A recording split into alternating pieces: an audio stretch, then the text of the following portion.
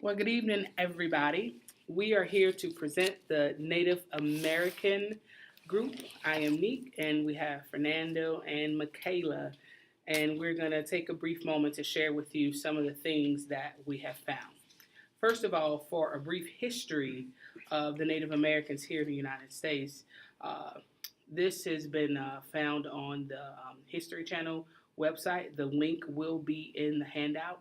But they stated that the Native American cultures in the United States include a wide array of socially and geographically diverse groups whose nomadic ancestors are believed to have traveled via a long gone land bridge across the Bering Strait at least 13,000 years ago.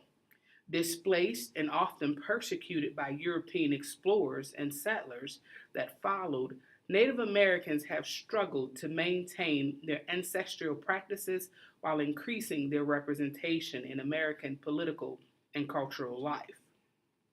Furthermore, on the National Congress of American Indians website, that link is provided as well. It states that there are 562 federally recognized Indian tribes, bands, nation, pueblos, rancherias, communities, and native villages in the United States. Approximately 229 of these are located in Alaska. The rest are located in 33 other states. Tribes are ethnically, culturally, and linguistically diverse. And as we head to our textbook, we find some interesting facts. There is listed the 5 stages of U.S. government policies that have impacted Native Americans. The first one was titled the removal period, and that was in the 1600s and lasted through till the 1840s. And during that time, there was a phrase they used, and it said, "The only good Indian is a dead Indian." Also, during that time in 1838, the Native Americans were betrayed by the government when President Andrew Jackson defied the Supreme Court and signed an act to remove over 16,000 Cherokees and members of the tribes from areas in North Carolina, South Carolina, Tennessee, and Georgia. That is what became known as the Trail of Tears. The second stage during this time was the reservation period, and that was from 1860 to the 1920s. And then the phrase that was widely used was kill the Indian, but save the man. During that time in 1924, the U.S. government recognized the citizenship of Native Americans through the passage of the Citizen Act. The third stage was the reorganization period, going from the 1930s to the 1950s. And it was during this time that schools were allowed on reservations. The fourth stage was the termination period, the 1950s through the 1960s. During this time, there was a relocation program was created to promote the achievement of sociocultural integration to end dependence on the federal government. This led to the sale of huge parcels of Native American lands and therefore increased the poverty for the Native Americans. The last and final stage was the self determination period, starting in 1975 and lasting now to present day.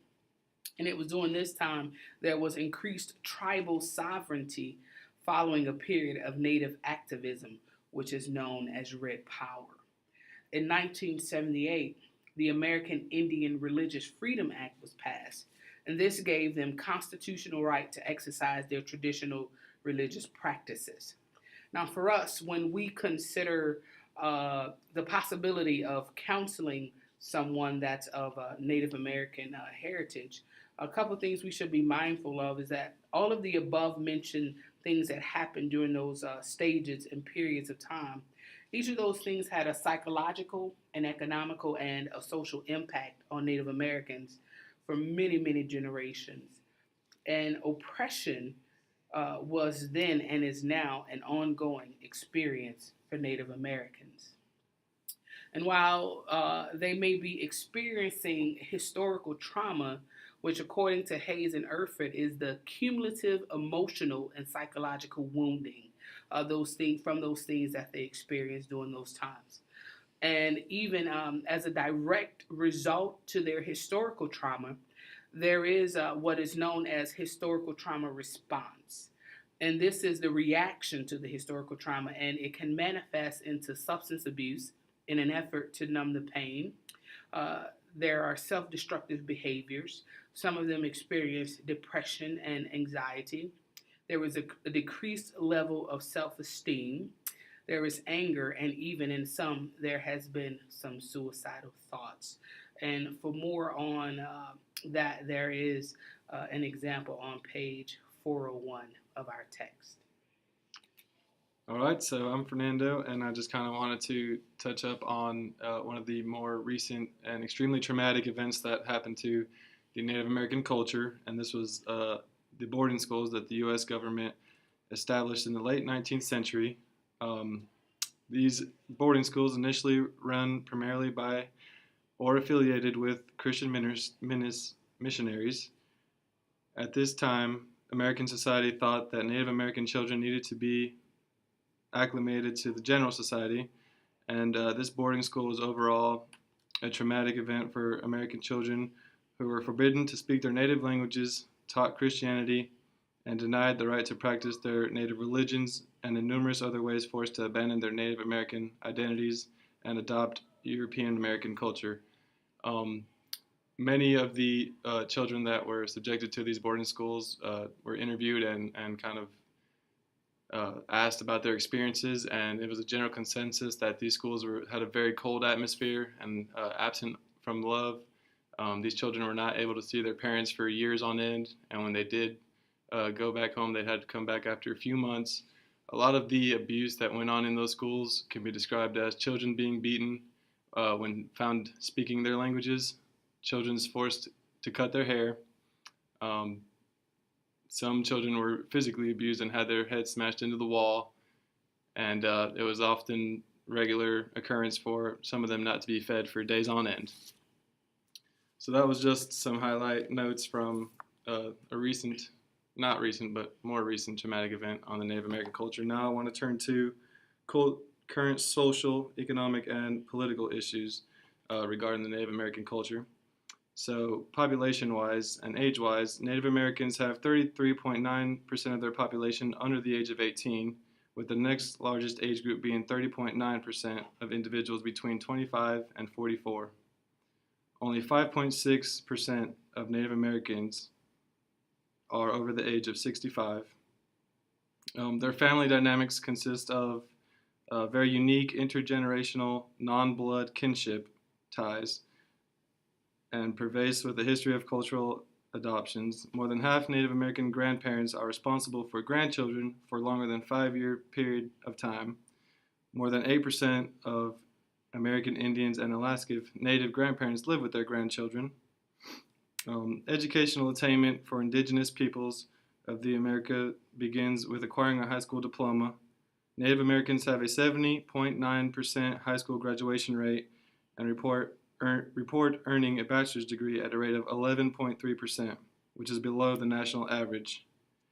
As far as income and poverty are concerned, the recent average median income for Native Americans has been reported at around $33,000 a year. Native Americans have reported poverty levels of 25.7% compared to the 12.4% total of the U.S. population living in poverty. American Indians had the lowest monthly expenses of their households with a median of $879. And final topic I'm going to touch on is employment. The average unemployment rate for Native people is 45%. However, on some reservations, the unemployment rate is as high as 90%. Most American Indians and Alaska Natives who are employed reported occupations in the management, professional, and related occupations, which count for 24.3%, and sales and office, which account for 24%. All right. All right, so this is Michaela here. I'm going to talk a little bit about the stereotypes for American Indians. The historic stereotype for American Indians fall under about two kind of broad categories. One is positive, describing American Indians as brave, religious, silent, and nature-loving. And on the other side is the negative evaluation, describing the American Indians as lazy, superstitious, untrustworthy, and thieving. Specifically, I chose to talk kind of about Native American mascots.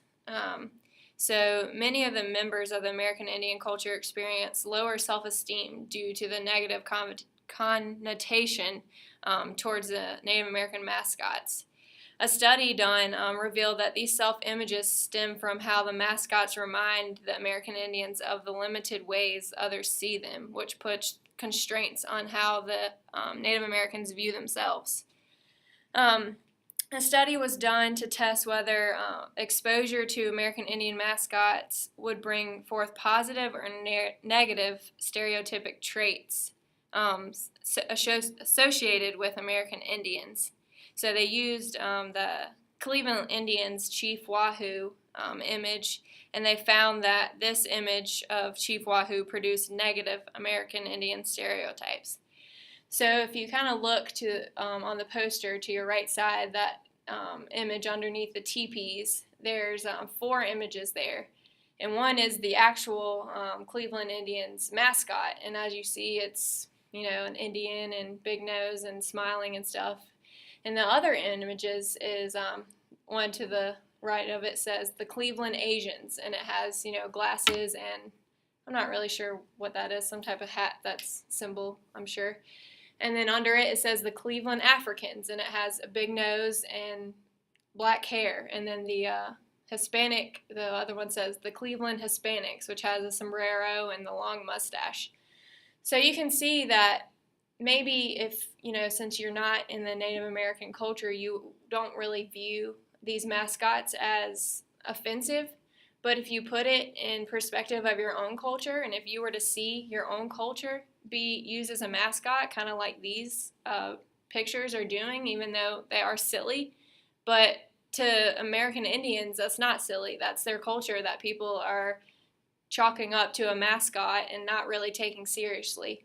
So you can see how these stereotypes are super negative towards American Indians, and like it was saying, they're not so much lowering their self-esteem because of the mascots. It's what the mascot says to other people and how other people view them, so then they view themselves how others view them.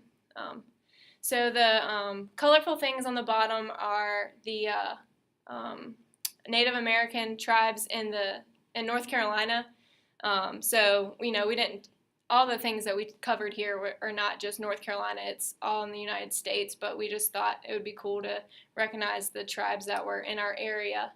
So then that little map right there kind of shows where the Native Americans in North Carolina are settled right now. As you can see, Catawba is the biggest, and so yeah, that kind of wraps it all up. Thank you guys for watching, listening.